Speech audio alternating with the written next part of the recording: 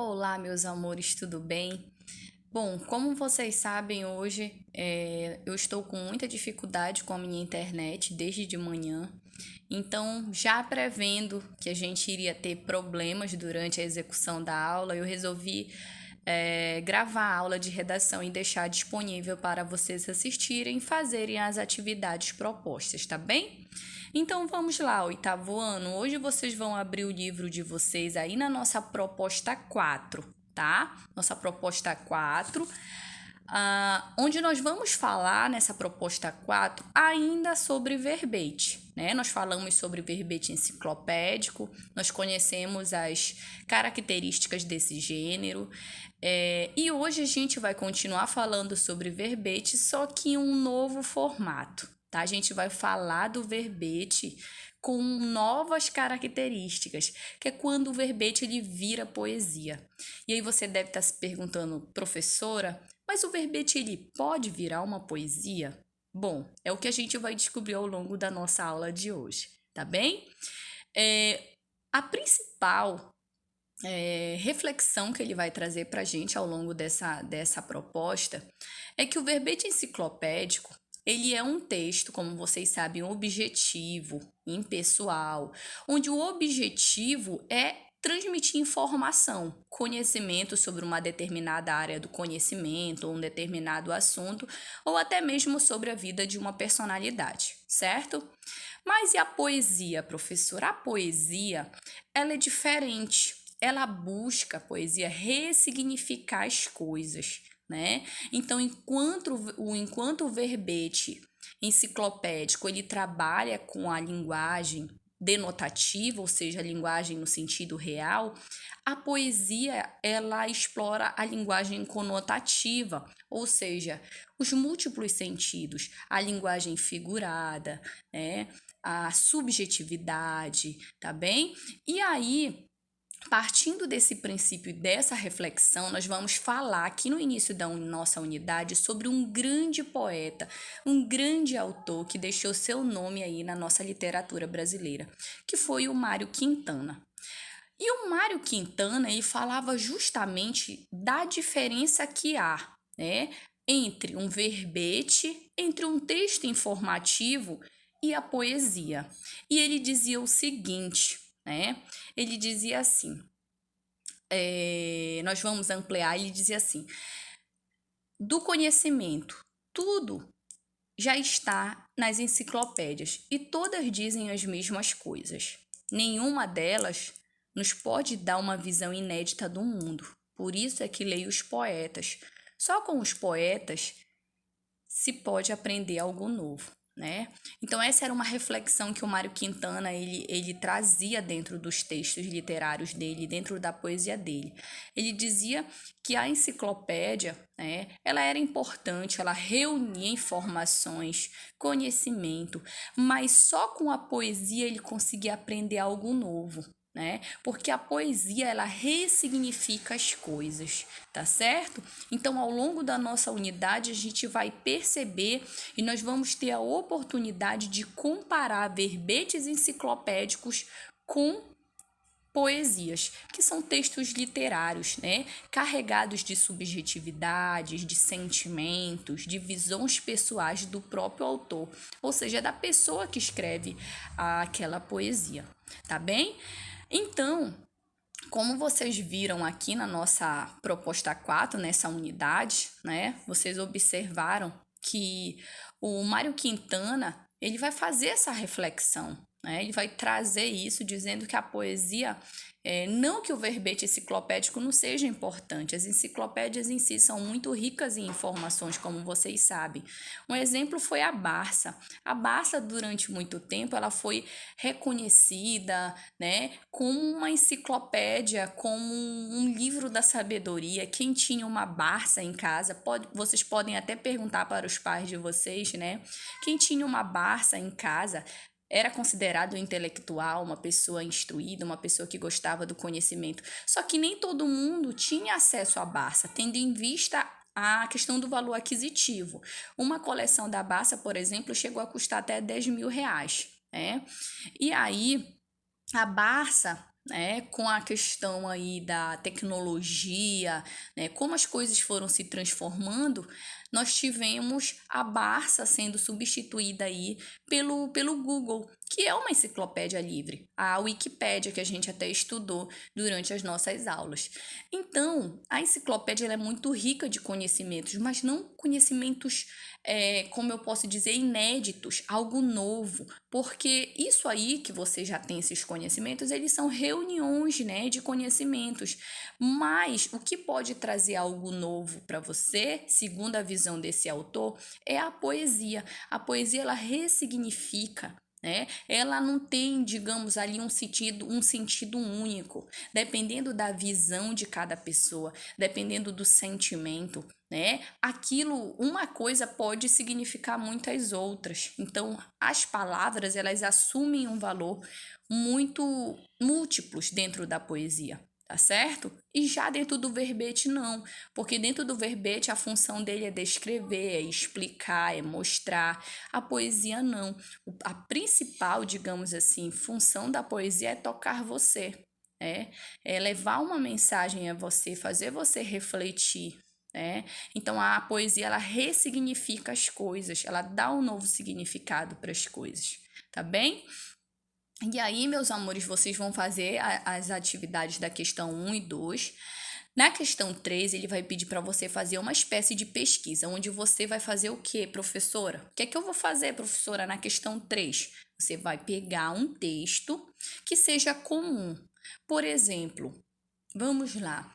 Você pega um objeto, só um exemplo, ou um assunto, que vai ser comum tanto para o verbete enciclopédico quanto para quanto para a poesia, tá? Então você vai comparar qual a diferença entre um verbete sobre aquilo que você está pesquisando e a poesia. Tem que ser o mesmo tema para os dois, tá bem? Aí você vai fazer a comparação entre esses dois tipos de texto. Na próxima aula, vocês vão compartilhar com a turma a pesquisa de vocês, do verbete e da poesia. Não esqueçam que ambos têm que ser do mesmo tema, tá? A gente vai ver mais aqui à frente um exemplo, tá bem? Por exemplo, aqui, olha, nós vamos ter dois textos com o texto 2, ele vai ser um verbete falando sobre o vento. Observe que aqui ele vai trazer basicamente aí o que seria o vento, ele vai trazer definições, vai explicar, né, o vento e tudo mais. E no texto 3 a gente vai ter uma pequena poesia aí do Mário Quintana também falando sobre o vento. Observem que os objetivos comunicativos são diferentes. No texto 2, como se trata de um verbete, a função dele é mostrar o que é o vento, descrever o que é vento. Já no texto 3, o autor ele vai falar sobre o vento, ele vai trazer a visão pessoal dele sobre o vento. E aí ele começa dizendo: o vento é um invertebrado leitor de tabuletas. O que é um invertebrado, professora? Olha só, o poeta ele vai lá na questão por exemplo, invertebrado. O que seria invertebrado? Que não possui vértebras. E aí, o que ele está tentando dizer, professora, quando ele diz que o vento é um invertebrado? Ele está dizendo que o vento ele é fluido, ele é leve, ele é livre, né? E a poesia, ela busca trazer isso pra gente, essa liberdade de expressão, né? E observem que aí ele começa a ressignificar vento, diferentemente do verbete. O verbete, ele traz a descrição do que é vento no sentido literal da palavra. Mas a poesia não, o poeta, ele busca ressignificar esse vento e diz que o vento é um invertebrado, né? Ou seja, ele é livre, ele é leve, ele é fluido, né? Então, observe a diferença de sentido que vai haver entre o texto 2 e o texto 3, com a mesma palavra, né? Mas com significados diferentes. No texto 2 é diferente, é um verbete, ele traz descrição, ele explica o que é vento. No texto 3, não, ele traz uma poesia, ele ressignifica essa palavra. Tudo bem? Vamos lá. Então, olha só, antes de nós avançarmos, é isso que você vai fazer. Você vai pegar uma palavra lá na questão 3 e você vai fazer uma pesquisa. Você vai criar um verbete, tá? Ou até mesmo pesquisar um verbete sobre aquela palavra e no texto, na poesia você vai criar uma poesia sobre aquele tema, aquele mesmo tema, que nem aqui a palavra vento, tá? O mesmo texto, só que um verbete e o outro poesia. Tudo bem? Vamos avançar. Aqui na questão 4, tá? Aqui da questão 4 em diante, observem lá no texto 2 que ele vai repetir muitas vezes a palavra vento durante o texto. Por quê, professora? Olhem só, pode ter sido de propósito mesmo, já que ele está explicando, né? Mas o que a gente vai trabalhar aqui, professora? A gente vai ver que é importante. Eu até falo muito isso para vocês durante as produções de textuais de vocês, evitarem as repetições. Vocês precisam sempre buscar sinônimos ou referentes para aquele termo, né? Em vez de você ficar sempre repetindo uma palavra, busque sinônimos, busque outras palavras que tenham basicamente o mesmo sentido. Aí ele trouxe um pequeno trecho para você. Há muito tempo os seres humanos aproveitam a força dos ventos. Os primeiros navegantes dependiam dos ventos planetários para viajar pelos oceanos. Observe que tanto no período 1 quanto no período 2 ele trouxe 2 vezes a palavra vento. E aí você deve estar se perguntando, professora, o que eu preciso fazer? Eu preciso entender que eu tenho que omitir, né? Para que não fique todo o tempo vento, vento, vento, já que ele utilizou no texto inteiro. Ele trouxe um trecho para você omitir. Então, você vai analisar e vai ver qual dos dois a gente pode omitir. O que seria omitir, professora? Não deixar evidente, tá? Deixar escondido, como você possa entender melhor. Por exemplo, quando ele diz há muito tempo os seres humanos aproveitam a força dos ventos, observe o seguinte, né? Que aqui eu vou ter ventos e mais aqui abaixo também eu tenho ventos novamente. Ele quer que eu omita, ou seja, que eu tire uma dessas palavras aí, porque eu já tenho 2 vezes vento. Então, como eu posso substituir? Eu vou dar uma sugestão para vocês. Há muito tempo, os seres humanos aproveitam a força. O que eu posso utilizar, professora, para designar vento? A força dos ares, porque vai dar a mesma ideia de vento. Agora ficaria complicado, para e pensa, se eu mexer, por exemplo, em planetários, ventos planetários. Por quê, professora? Porque os ventos planetários, eles têm características basicamente diferentes. Os ventos planetários é aquele vento que circula entre os planetas. Então, eles são ventos mais fortes, né? Então, ventos planetários não é qualquer tipo de vento, é um vento, né, que circula ali entre os planetas. Só que é diferentemente, digamos, né, do vento mesmo, como você entenda. Há diferença, tá? E aí ficaria um pouco complicado eu mexer em ventos planetários, porque eu sei que é um sentido basicamente mais único, né? Então é melhor que eu mexa com o primeiro ventos que está aqui em cima. Aí eu posso substituir por outras expressões, né?